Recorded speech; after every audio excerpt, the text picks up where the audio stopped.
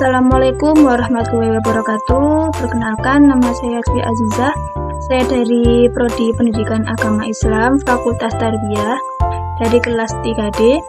Dalam video ini saya akan mempresentasikan tugas mata kuliah, yaitu model dan strategi belajar mengajar, yaitu tentang teori belajar, behaviorisme, dan konstruktivisme.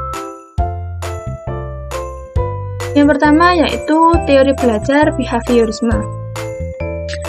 Teori behaviorisme ini sering disebut sebagai SR psikologis, yaitu sebuah tingkah laku pada manusia yang dikendalikan oleh ganjaran atau reward dan penguatan atau enforcement dari lingkungan.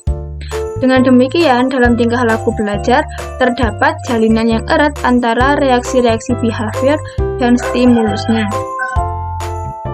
Adapun teori behaviorisme ini menurut para ahli yaitu yang pertama ada dari Edward L. Thorndike. Ia mengemukakan bahwa teori yang dikenal sebagai koneksionisme ini, Thorndike berpandangan bahwa tipe proses belajar yang paling mendasar selalu melibatkan koneksi antara pengalaman sensorik atau indera dan impuls syaraf atau respon yang kemudian termanifestasikan menjadi sebuah perilaku. Dan pendapat yang kedua ada dari Ivan Petrovich Pavlov. Ia mengemukakan bahwa individu dapat dikendalikan dengan cara stimulus alami yang tepat untuk mendapatkan respon yang diinginkan. Adapun pendapat yang ketiga yaitu dari John B. Waston. Ia mengemukakan bahwa belajar adalah proses refleks yang terjadi atau respon bersyarat melalui stimulus pengganti. Jadi semua tingkah laku lainnya terbentuk oleh hubungan stimulus dan respon baru. Adapun ciri-ciri dari teori belajar behaviorisme ini yaitu yang pertama, mementingkan faktor lingkungan, dan yang kedua yaitu menekankan pada tingkah laku yang tampak dengan mempergunakan metode objektif. Yang ketiga, bersifat mekanis. Yang keempat, mengutamakan unsur-unsur dari bagian kecil. Yang kelima, mementingkan pembentukan reaksi atau respon.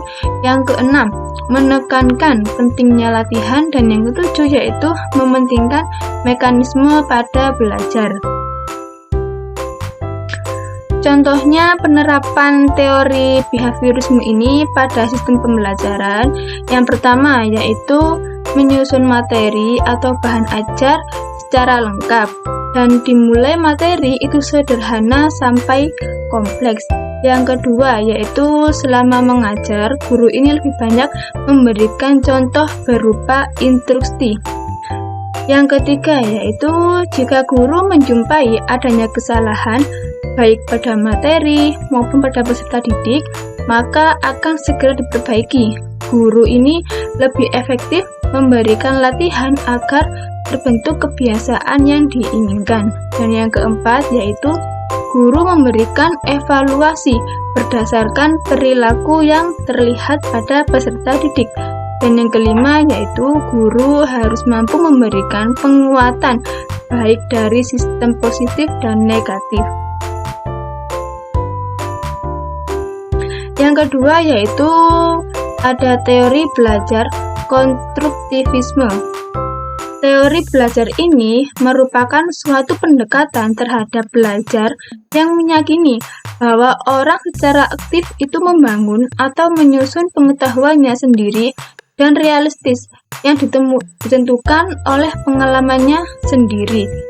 Ciri dari pembelajaran ini yaitu mengutamakan terbangunnya pemahaman sendiri secara aktif dan kreatif dan juga produktif berdasarkan pengetahuan terlebih dahulu dan juga pengalaman belajar yang bermakna.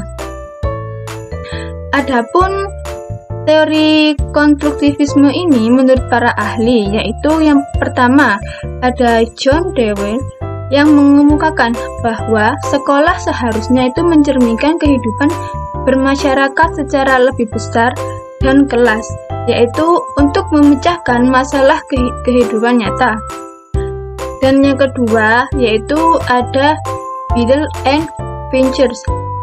Ia mengemukakan bahwa konstruktivisme ini mencirikan perolehan pengetahuan sebagai produk dari aktivitas pengorganisasian sel kreatif individu dalam lingkungan tertentu, dan memiliki karakteristik yaitu perolehan pengetahuan sebagai produk dari kegiatan organisasi itu sendiri oleh individu. Dan yang ketiga yaitu Piaget. Ia mengemukakan bahwa perkembangan kognitif ini sebagai suatu proses di mana anak secara aktif membangun sistem makna dan pemahaman realitasi. Dan ciri-ciri dari teori belajar ini yaitu yang pertama, pengetahuan dibangun oleh siswa sendiri, dan yang kedua yaitu pengetahuan tidak dapat dipindahkan dari guru ke murid kecuali hanya dengan keaktifan murid sendiri untuk menalar, dan yang ketiga yaitu murid aktif mengkonstruksi secara terus-menerus sehingga selalu terjadi perubahan konsep ilmiah. Dan yang keempat yaitu guru sekedar membantu menyediakan saran dan situasi agar proses konstruksi berjalan dengan lancar dan optimal. Dan contoh penerapan teori belajar ini pada sistem pembelajaran yaitu yang pertama, saling berbagi pengetahuan antara guru dan siswa. Dan yang kedua, kewenangan bersama antara guru dan siswa. Dan yang ketiga, guru bertindak sebagai pemandu atau fasilitator. Dan yang terakhir yaitu kelompok belajar terdiri dari siswa yang berjumlah sedikit. Baik, cukup sekian dari saya. Apabila ada kata yang kurang dipahami, saya mohon maaf yang sebesar-besarnya. Wassalamualaikum warahmatullahi wabarakatuh.